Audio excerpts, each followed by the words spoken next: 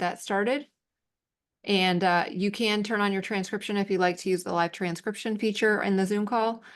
Jamie is going to take it away, and we'll have an opportunity to do a lot of conversation throughout the session.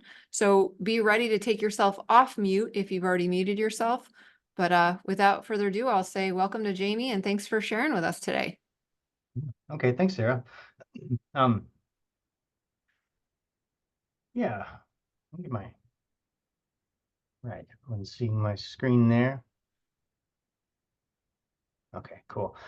So, thanks, Sarah. So this field we're talking about, the UX of user experience, it's a really kind of a we're always on a journey from concrete to abstract in this profession, and it's really kind of come down to product design in general, where there's a lot to cover, and I'll be honest, I'm fairly new at it myself, but it's a journey that I'm excited to be on. So I'm kind of want to share this beginning. So we're going to talk about today is the the next part of this series is going to have some practical uses, some deliverables that you can put in your course. But today we're going to kind of look at a really wide view of all aspects of UX, looking at some research techniques to implementation of. So it's kind of the idea. I'd just like to offer a warm welcome to all you. Thank you for being here. We'll get started here. Just going to talk a little bit about what user experience is, and in a very general sense of like every product that you've used. So I would invite you right now to just take a look around you. Look at the chair you're sitting on, your laptop, the table, the building around you. So anything that's not the part of the natural environment has been designed by another person with a purpose, or rather a team. So any of us who benefit, or in some cases get annoyed with the designs of those ordinary things, whether it's a stove, trying to turn on the eyes of a stove, or how many of us have done that, like turn on the wrong eye of the stove just because you didn't quite understand the mapping there. So okay, this is lower right, this is upper left, kind of thing. So these things that we sort of take for granted, we are able to survive and figure out a way of doing it, but that's part of it. So it's any good or bad experience is under this umbrella.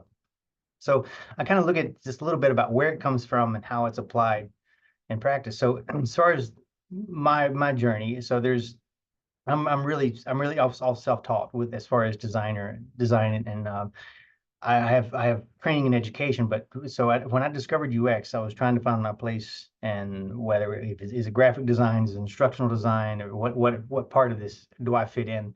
So, but really what I loved about this was the problem solving aspect of it, and the opportunity to be curious and learn about new subjects. I mean, I'm never really able to get bored, because any bookstore I go to, anything that I look at, you can always look at it through the lens of how easy is this to use? How could this be better? What problems is this thing solving?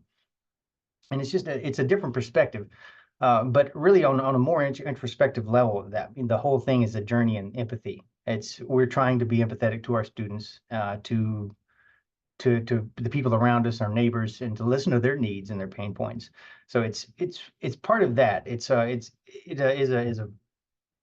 very much an external and an internal thing that we're looking at.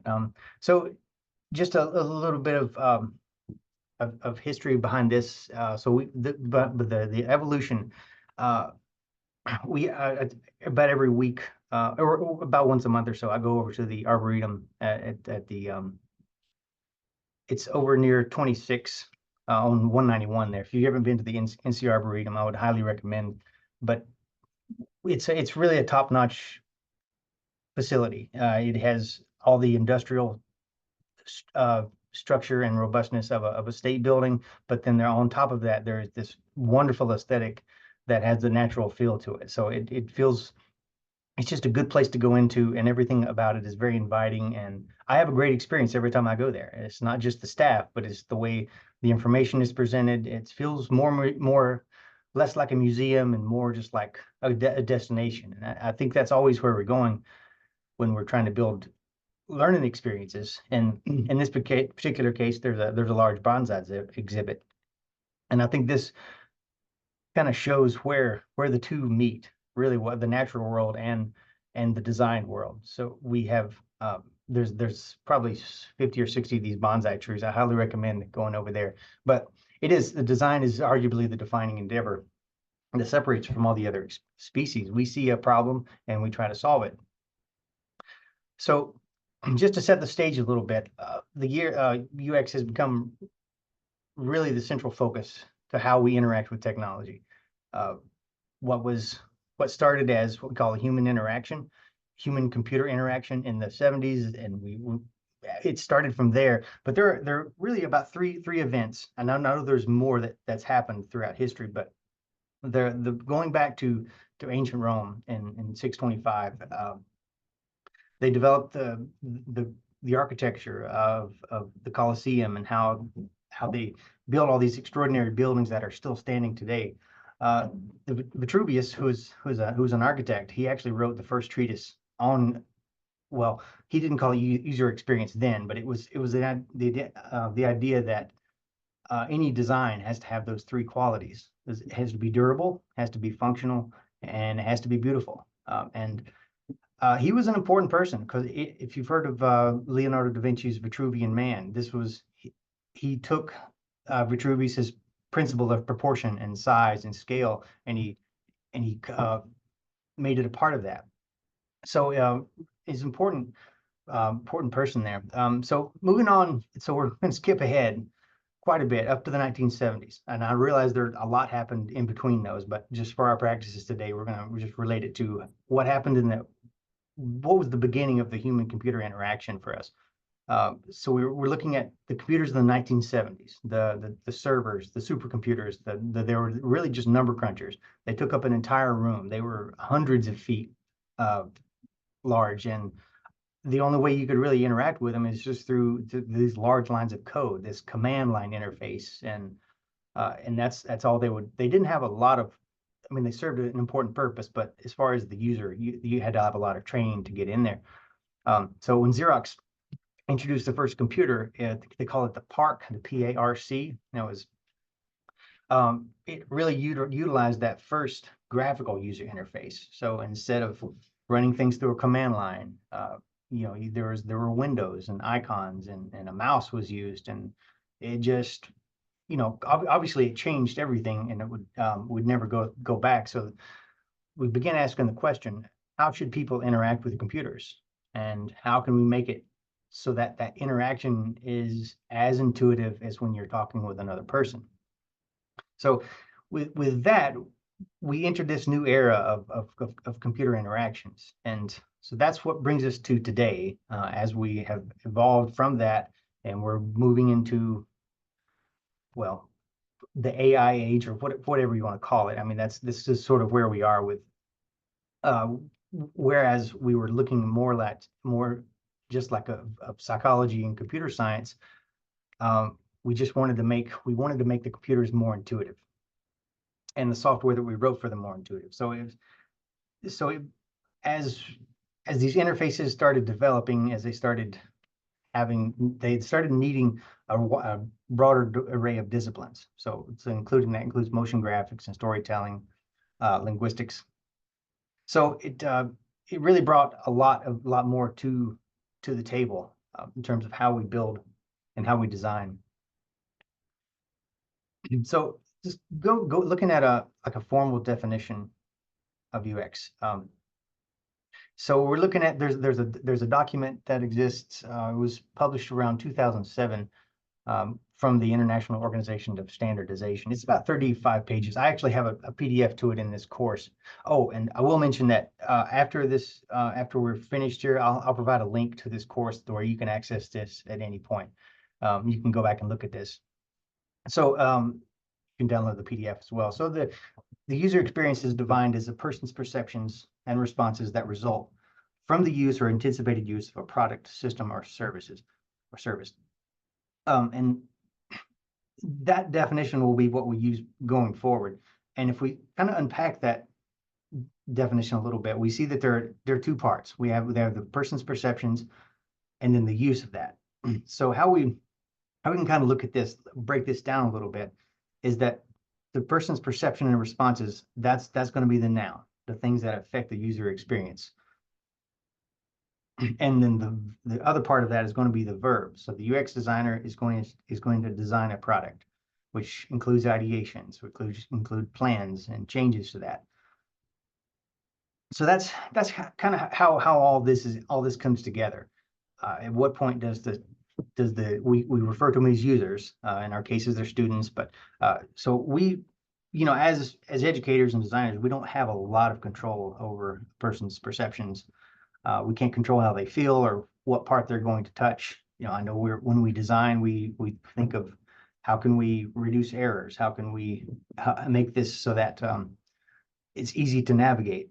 We don't have complete control over that, but what we do is how it behaves and how it looks.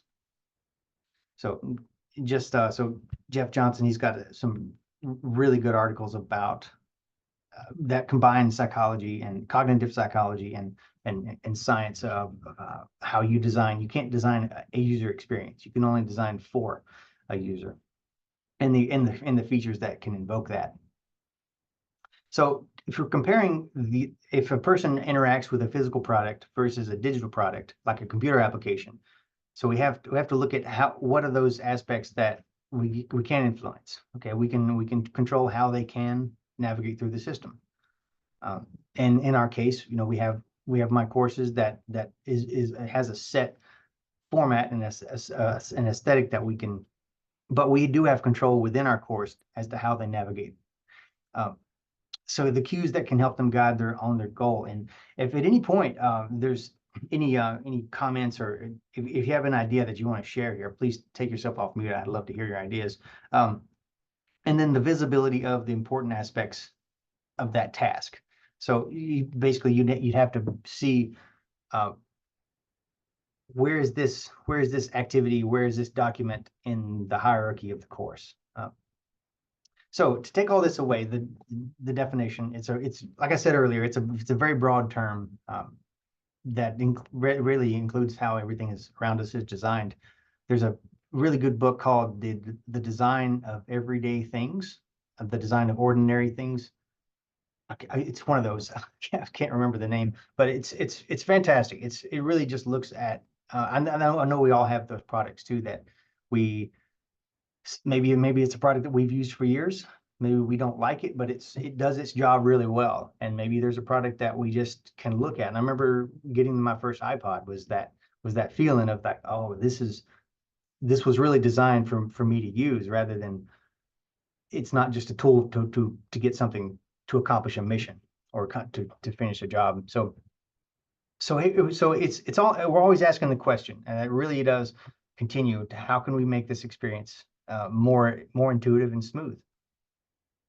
So getting into that, that's kind of the intro. So I've got 4 things I want to talk about: consistency, simplicity, feedback, and accessibility. And that's kind of what we're going to look at for the rest of the lesson here. So as far as consistency, now here's where I want to hear from y'all and get some ideas about what your experiences are in the course. And so feel free to just chime in anytime. But we're referring to the design principle that has similar elements presented in similar ways throughout a product or system. Now, how would that apply to if we're building a new course, or if we're trying to revamp one that we already have?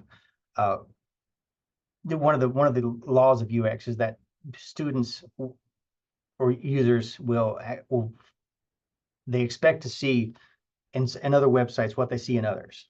So there's a certain expectation there with how you interact with a website and finding patterns within that, and how if a suitability for learning, how is a consistent interface is a lot easier to learn because you can actually apply that to the same. So it would be similar to having a theme in a slideshow that is consistent, or maybe if you're filming an instructor video, having the same background, having something that they can relate and connect to the other parts of it.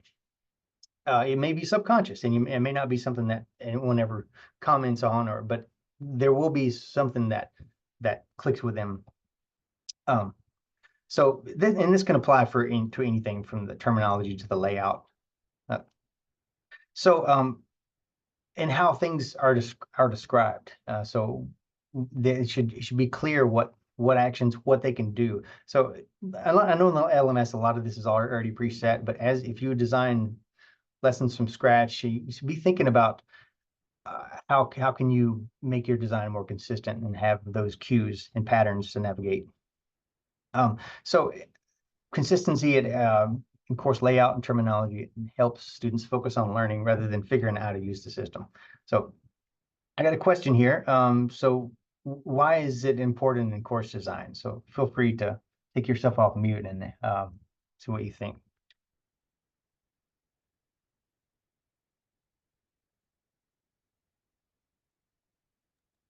I'm gonna go with number one. Yeah. Number one. Yeah. They know where to visually look for that information that they need to do. They know they have consistency in their patterns. That's why it drives all of us nuts when Facebook or something changes where stuff is located because we can't figure it out. And if you do that to your students every week, then they're just going to give up the way some of us have stopped using Facebook. Yeah, I agree. That's a big thing. Who moved my cheese? That kind of thing. Yeah. Grocery stores are the worst. No. Yeah, that makes sense. I mean, a lot of these they apply, but yeah, so they do. You don't really want to include more content because that's going to kind of go into the next one, simplicity. Technical performance, that's just nonsense there. It doesn't improve anything. So visually appealing. I want to interrupt and put you guys on the spot. Is there anything that you are consciously doing to create more consistency in your course shells?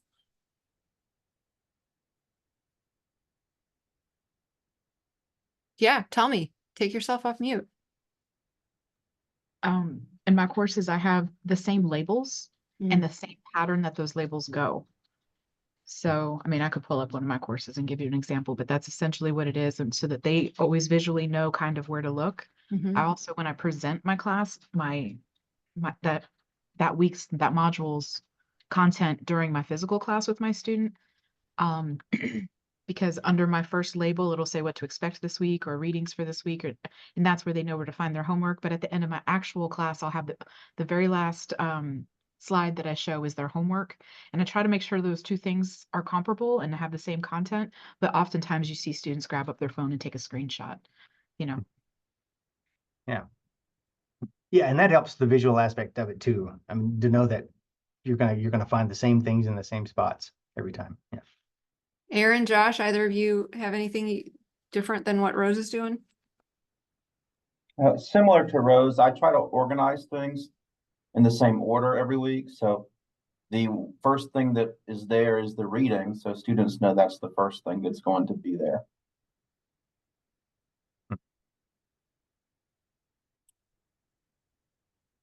Yeah, especially for an all online course where we don't have the luxury to see our students every week.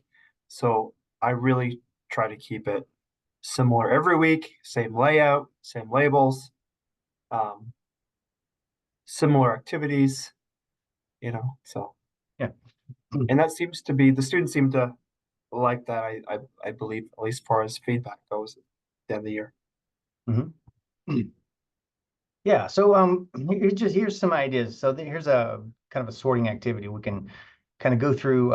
So these are just maybe 4 of each so what are your thoughts? You just keep yourself off mute and just kind of where would this go? So if you had what would a discussion board in a different format each week look like? What would that be? So it would, for example, if you had one that was question and answer, and then one that was just kind of a general forum, and you had all these different. So which one would that be? That's inconsistent. Yeah, a lot of these there's gonna be low hanging fruit, but it's still something to think about.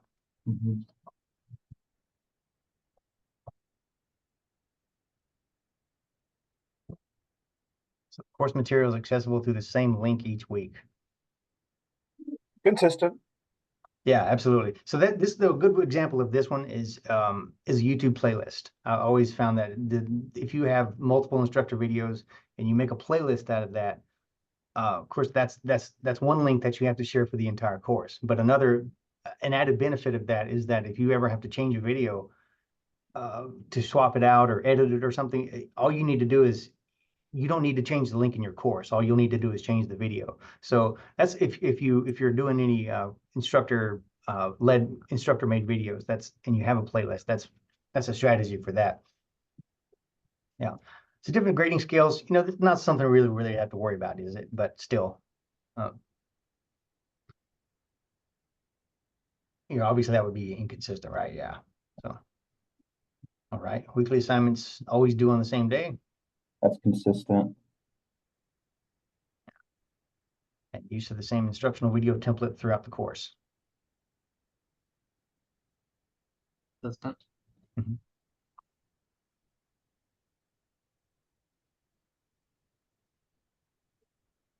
Inconsistent. Oh yeah, yeah. All right, good. Can I play devil's advocate? What if I think it's fun to mix it up? No. No out. Aaron says, no, you can't have fun. But there is that, like, I think as teachers, we get bored, like we think it's boring to do the same thing all the time.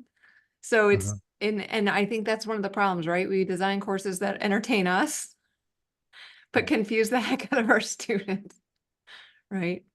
Yeah, and in some cases, I think we have maybe some parts of our course that we're more passionate or more knowledgeable about, and so we try to really goose that area up. So I know I was guilty of this in different subjects. I would just know a lot about something else, and sometimes I would add more resources to a particular module, or there's a lot of ways to do that. But yeah, so yeah, being consistent, that's one of the bigger things that just lets people feel, okay, I recognize this, and so let's. This is good. It's good stuff. Anyone have any thoughts on consistency? Yeah, Rose. Yeah. It's more to Sarah's point though, is like if you're feeling that way as an instructor, I think that possibly the students might be feeling that way now, not for necessarily the online LMS, but like during class, why not mix it up a little bit? Because if you're feeling that way, it's based on a thought, and your thought is probably that you're bored, they're bored. And if you're doing the same thing, presentation, discussion, and then you throw a wrench in there, you might capture some actual people that you've lost. But the online LMS, you got to be careful with that, I think. Right. Yeah. There's consistent, and then there's just very plain and not creative. Yeah. And it really is a balance. I think in just about every area. And that's kind of where it was. That's where we're always trying to look at, well, how does this fit in there? Is it something that's completely new to them, or is it something that will it still serve its purpose? Yeah. Okay. Moving on. Let's move over to simplicity.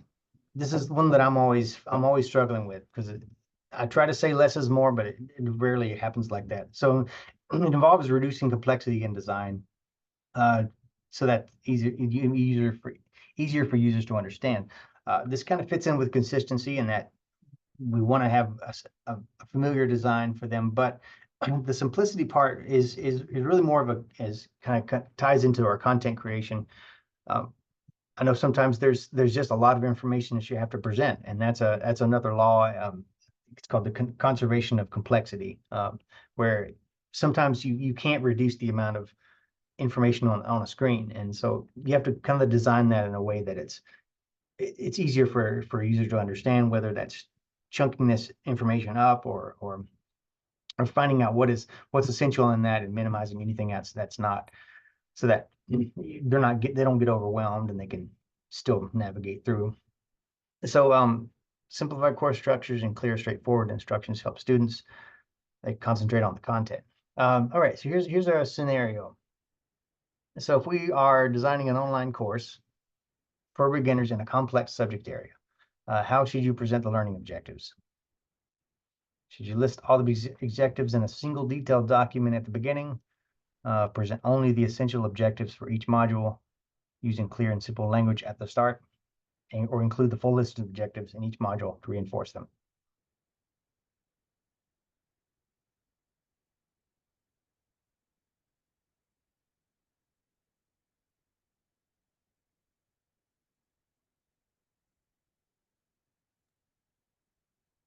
I Yeah. choose B.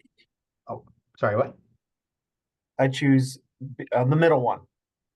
Yeah, yeah, we don't really have any letters here, the middle one. Yeah, yeah, exactly. So, and we're even, we can even get a little more granular from there. I mean, you could present the course learning objectives, and then you can go inward from there to present the module learning objectives, and then maybe even to the activity. So there are a lot of ways to play that, but yeah, only the essential objectives for that module. So I know in some cases they'll maybe present what the course module is, and then do underneath that. But yeah, that's right.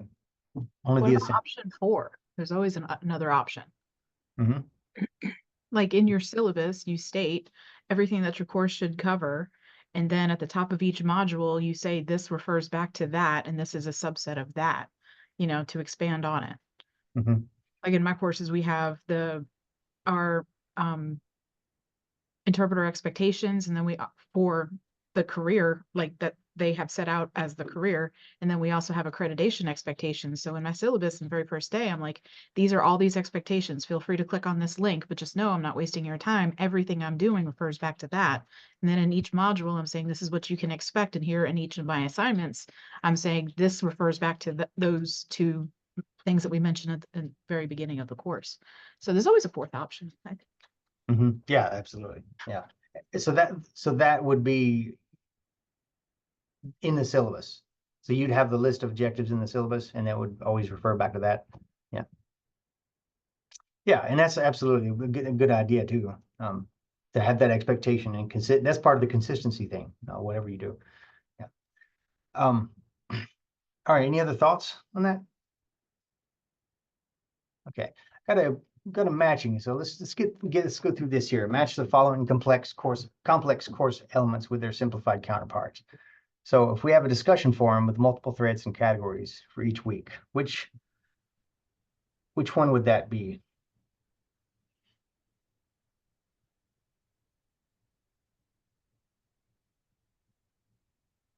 You can choose 1, 2, and 3, 4.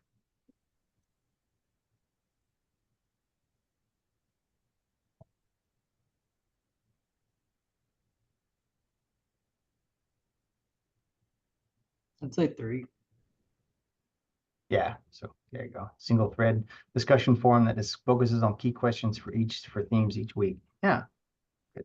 So this will kind of move around. So we'll just take the top, and you can say 1, 2, 3, or 4, or 1, 2, or 4.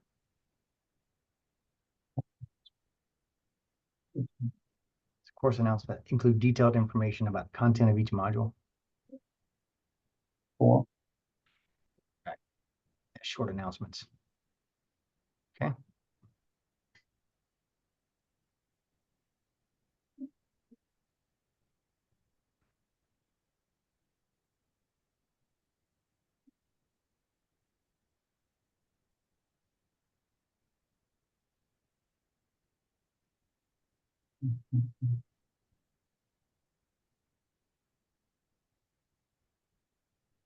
One is 2. Yeah, and then of course streamline modules that highlight the most critical readings and consolidated subsections. Yeah. Jamie, this hurts my heart. I'm guilty of all these less simple approaches. I think mean, we all are. I think that if I don't explain something well, I just need to use more words and do more. Yeah, I know. Is anybody else in that camp? Like, I'm not the only one, am I? Well, we can go to using a different language too in my account, but Yeah. if I'm not making it with the words, I start drawing documents. Like I start drawing a flow chart of how to create this to get them to do what I want them to do. If this doesn't work, then you need to go down to this. Like, yeah, I love my flow charts. That's a good idea. What do you use for your creation of that? Oh, I just go into Google Slides, and then I just use all the little things at the top, to create a circle, and then all the arrows and stuff, and then I'll screenshot it, or I'll take the download as a PDF. No, that's a great idea, because I think everyone flowcharts are easy for people to understand. It's just Yeah. Words, they're like too long, didn't read, but a flow chart, their brain kind of goes, oh, I can follow this. You know, Mhm. to get to the answer that I want, I have to take these steps. It's Candyland, you know, Yeah. for the academics. Yeah, well, that's it. That's part of it. Yeah. Yeah. Any other thoughts on this? How to simplify it? Okay. All right. So we're going on to feedback. We've got a bit of a scenario here. So the feedback is something we're always looking after, and always trying to stay on top of. I know it's difficult, and especially after a semester of discussion forums starting to pile up, and trying to stay caught up with that. But the most important thing is that how do the users understand the results? That helps them build confidence and trust, and you and the content that they just interacted with. So if and they need to know how to correct their errors. And as teachers, you all know this. I'm preaching to the crowd, but there are some, like, as far as the timing is of the feedback and how you approach that is, it's always helps the student to gauge their progress and know where they need to improve. So I hope this is not too cheesy. I'm going to go through it anyway. I'm just gonna go ahead and own it. So so here's making the right feedback choices. So this is Glenn. He's an instructor. So today he's going to be reviewing a student's assignment. And so he's going to try several different approaches. All right. So a student has submitted an essay and it looks like they took some effort with it. So but he sees a lot of places to improve. So what's the move here? And feel free to pick a wrong answer because there's some funny facial expressions. We can go through all these.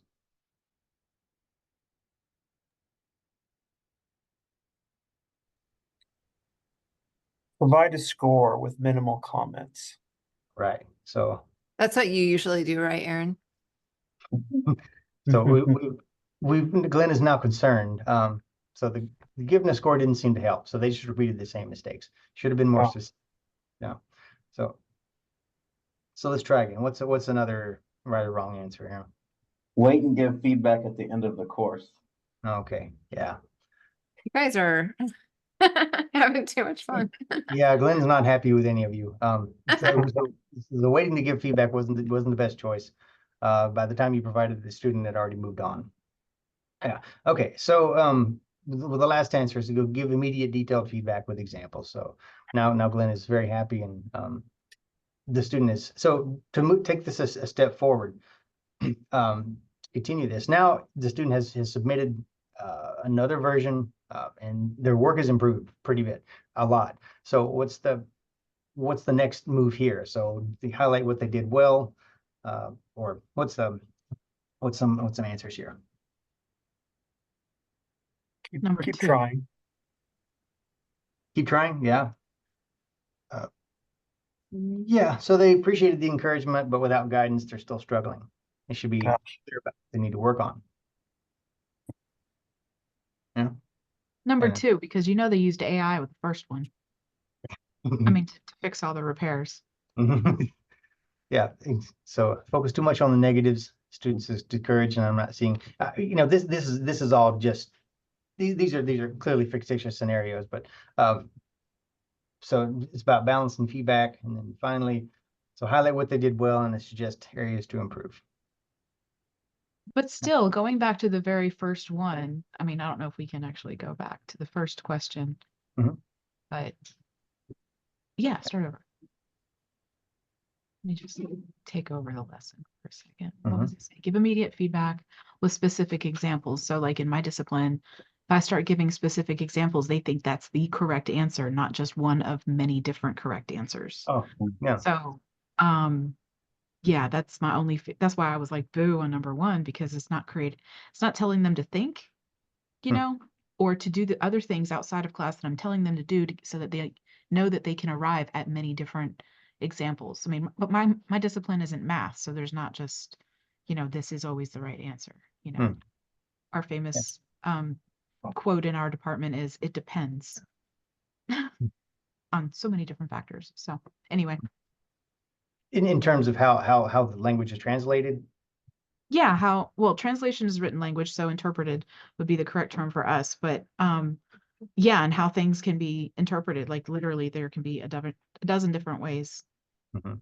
to interpret something. But if they're not doing the things outside of class that we're telling them to do, then they might not get exposed to those dozen different ways. If they only see me sign something one specific way, when Ray Hmm. signs it a different way, or when Michelle signs that same thing in a different manner, Hmm. they may just be completely lost because they're like, well, this is what Rose said.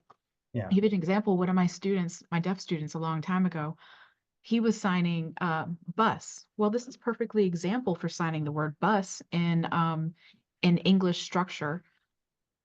But if you're really using ASL, you fingerspell it BUS. I mean, that's what it is. And then that same deaf kid, because his parents were withholding him from the deaf community, he only had me as an example. He got another interpreter and she signed bus and he was like, Rose said bus, you're signing it wrong.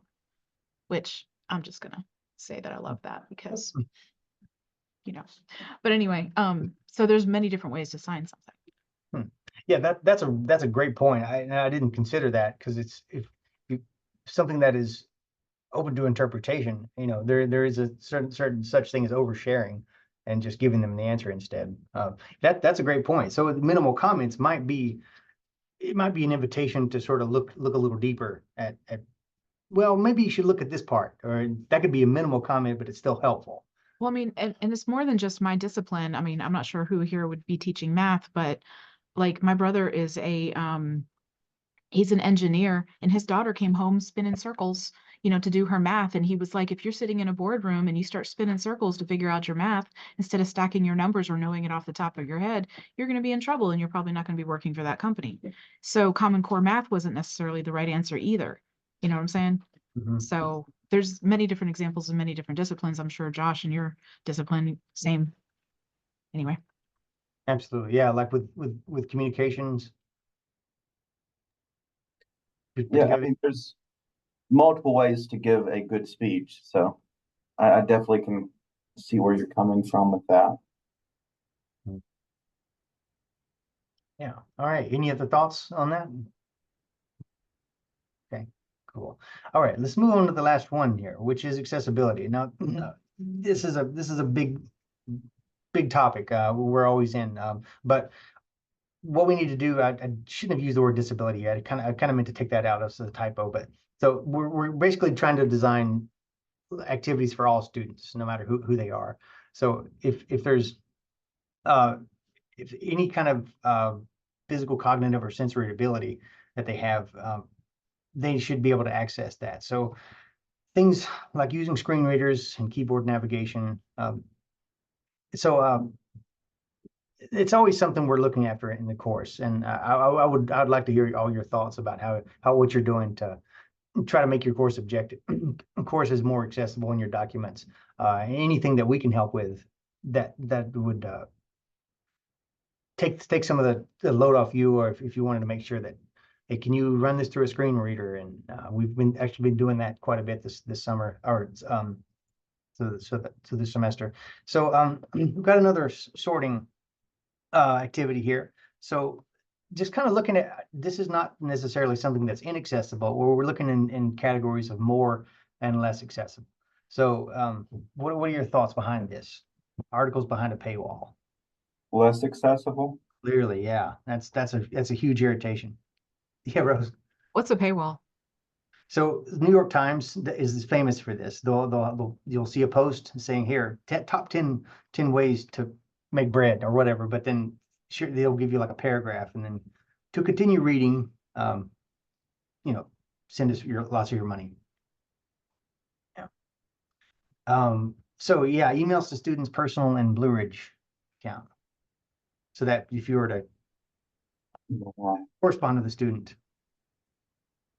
is that more? Mhm. Okay, cool. All right, videos with captions.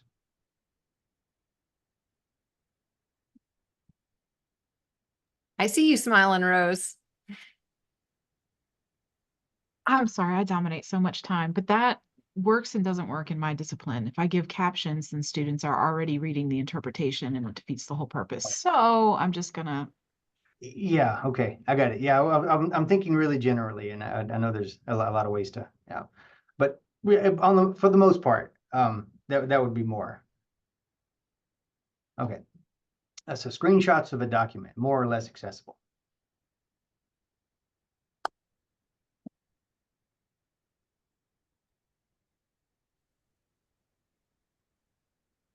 Having messed Less, around with because the again, NVDA reader a bunch, screenshots just don't have the data in them. So having to go back to the original document, it contains so much more metadata that you can't see, but lends itself for the screen reader to be able to read it.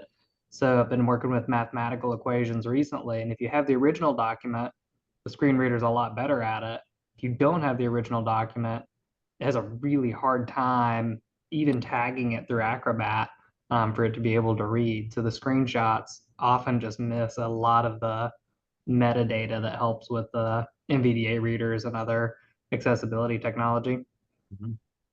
Yeah, because with images, pretty much you have alt text. That's as far as you can go with that. So yeah, and in some cases, if Ally is running a poor score on it, you may not even have the access to the original document. So that's one of those, yeah, definitely less accessible. All right, high contrast text and background.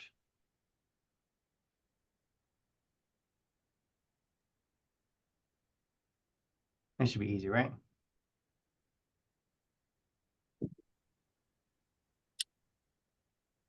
50-50. Yeah. How's that a 50-50? So, So it's far as- either one or the other. oh, as far as the choice, okay. It was a tough question. Well, I guess it depends if it's like lime green on orange, or is that considered high contrast? Yeah, you make a good point, right? Some of those colors are high contrast, but they're not, they themselves are like hard to read, right? And then we Right. also have to figure in color blindness, which we do have all sorts of people with color blindness. So yeah, good point, Aaron. Thank you, Sarah. Appreciate the support.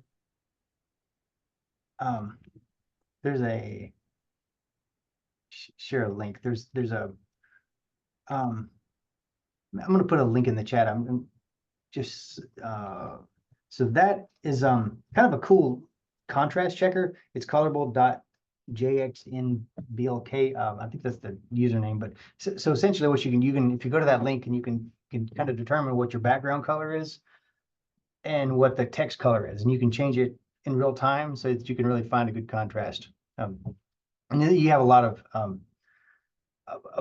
ways of customizing that too. So yeah.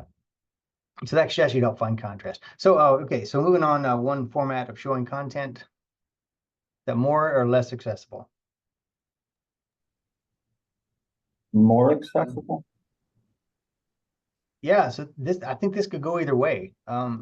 You only have one way of showing something. If it's only a video, or if it's only a document.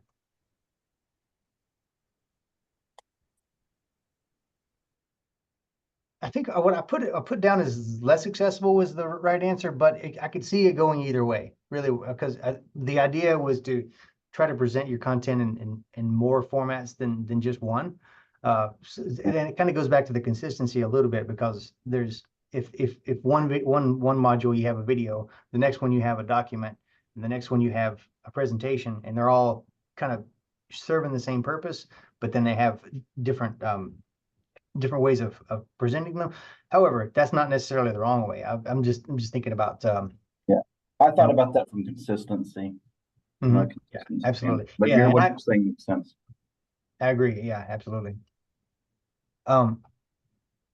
And then lectures with slides.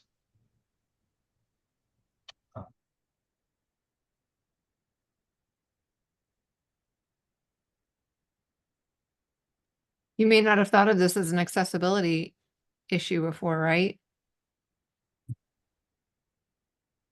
Yeah, How, more accessible yeah, it's more accessible. Why?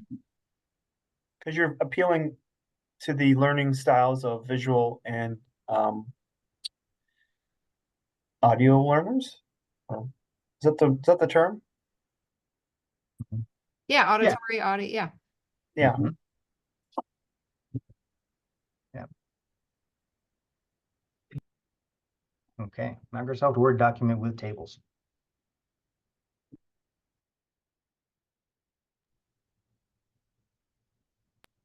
The one word in there that should raise the most alarms is what? The T word. Tables are hard unless you've like really clearly articulated it in words so that the screen reader reads it correctly, which is hard. It's hard to tag it right. And unless you've taken the time to do that, then the screen reader can't make any sense of it.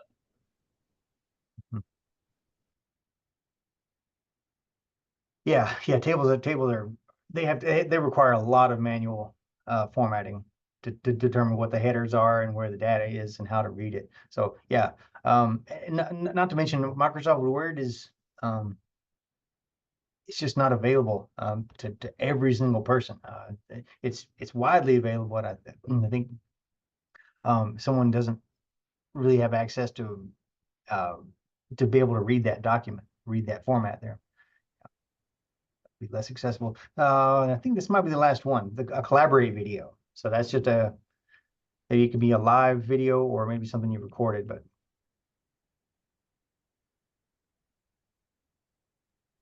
Less. yeah, absolutely. And collaborate is no more anyway, because I think they were going to sunset that product. Okay, good. I think we're good on all that.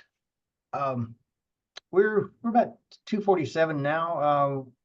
Might finish up a little early, so I think the last two things we have, I just put a glossary into this. I'm going to be adding to this, but anytime you want to access some of these definitions and kind of look at what we have, you just go back to this document.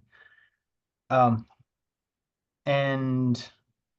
I have some articles and documents in here. This is that International Standards of Organization. Again, it's like 35 something pages. It's kind of heavy, but if you're into some reading that really gets into the kind of the ergonomics and the functions of human interaction, it's a really well made document. And then there's an article from Medium. If you've ever gone to Medium, it's a really great collection of just designers who not necessarily just web designers or UX designers, whatever it is. So a lot of them, that's where they kind of collaborate and contribute articles too. So those two things. And so with that, I'll just kind of open this up to any other thoughts or comments that we have just with the whole thing or anything that we want to add. But that's kind of it for me. I'd open the floor. Can you share this link in the chat real quick? The link to this lesson? Sure. I really think Rose's idea was pretty interesting, thinking about more accessible and less accessible. And the way, because the like common universal design for learning is multiple means of representation. But what if those multiple means of representation, in a sense, give the answer? So if the activity is to interpret a visual signing individual, if your multiple means of representation includes a closed caption version of that, in a sense, that gives you the answer. And then that's complicated to thinking about accessibility being legislated. How then I think you have to get real clear on your like learning outcomes for activity specific and what the activity is and does, and the like how far you can go in terms of UDL for creating accessibility and still creating an educational experience that doesn't give you the potential for the answer. I don't know if that exactly makes sense, but that's an interesting idea, Rose. So in our discipline, well, I think across the board, I think Aaron and Josh, you guys both had to do this too, the technical standards and submitting technical standards. You guys are giving me blank looks. So part of our technical standards was we pulled up the task analysis for interpreting, and part of that says that you have to be able to, whether it's aided or not, you have to be able to hear the communication, and you have to have the dexterity to actually complete the signed communication.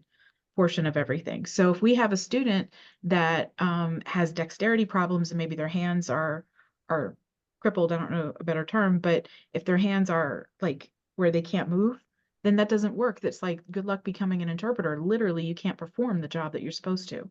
Now, if we have deaf students coming in, and we're facing this right now, if we because there's a new term out there called certified deaf interpreter, and whereas deaf individuals are looking at an English sign language, and they have to go take that English signed language and to bring it into a more visual gestural communication for deaf individuals that are not from the United States.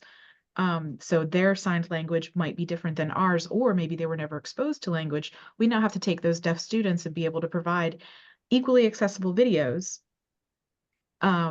for them to do the same practice and interpretation as their hearing counterparts. So it becomes kind of sticky, but yeah, we generally take that task analysis and I'm like, look, this is what it says right here. You have to be able to perform the job.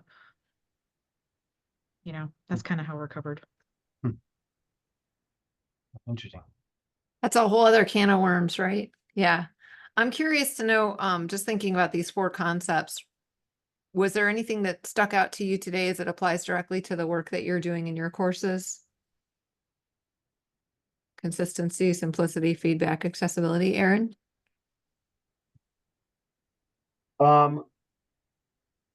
Yes, I'm working on trying to provide feedback so that it is accessible to my students, because there's a disconnect. And I do, through the tools that we have in the LMS, I do my best at giving feedback. However, I don't think a lot of it is actually viewed by the student, just because of the, I don't want to say difficulty, but even if they do try to access their grades and look for the feedback, it's kind of difficult for them to read it. So I'm always trying to think about, how to best give effective feedback. Because that's one of the things in my evaluations that I'm seeing is, like, not a lot of feedback, but I am providing feedback. So it's, Well, that's got to be frustrating. yeah. Rose. Thanks for calling on me. Um, so 2 different things. In one of my modules, I actually have common feedback given to students, and I don't have that a lot because I don't typically have the same feedback. So it's made it super easy to just keep that particular thing hidden from students, copy, paste, and put it in the feedback section. But also in ACA, I brought this to their attention last year. Students don't know how to see the feedback from the rubrics. So we're starting in ACA classes to add that content so that students know where to look, like literally how to look at their rubric, because there's the feedback section at the bottom, and then there's the rubric section at the top where you could put feedback all on the right-hand side. And students don't know how to look at that. So we added that to ACA. I don't know if that'll help in your situation though. It'll help a little bit. It's just another part of it is that it's just hard to read, even if you do access it. Like the windows are very small. It's like a little tiny little window. You have to scroll down. So, yeah. Yeah, and there's a lot of places for feedback to show up in the LMS, whether you're just not necessarily just grading an assignment, but when you're getting into discussion forums about grading a reply to someone else, that it gets really buried in there. So I guess I'm referring to more of the rubric, just because that's how I grade, and I like, you can kind of, here's the question, or here's the requirement on the rubric, and then there's an area for your feedback underneath. It's those little windows that are difficult for students to read on their end. Yeah. Any other direct connections, Josh, Rose? Anything else you've been thinking about today?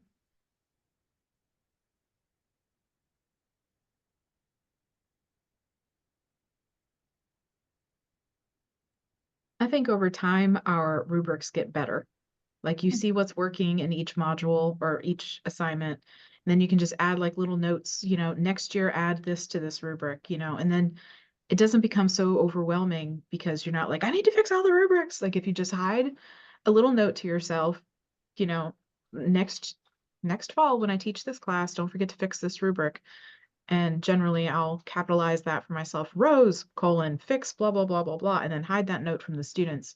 That way, every year those rubrics are just kind of getting improved, but fixing it all at one time is kind of overwhelming, you know? Yeah, and I think that's it right there. I mean, it's a very, very much an iterative process. Everything we do here is just doing a little better next time. And and that it would need to be okay with that. And that's really it's relieving and stressful at the same time, knowing that you're not going to get it right the first time, but you kind of get in there and try again to make it a little better.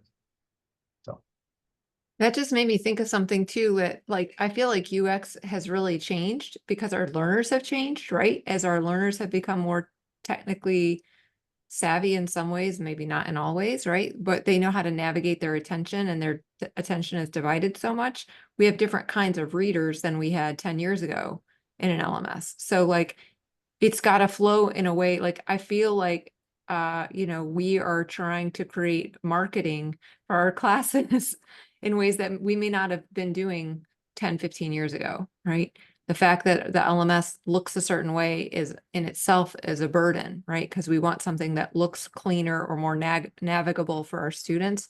And so I think that that's a phenomenon that, it's not just us dealing with that, but that's the reality, right? Yeah.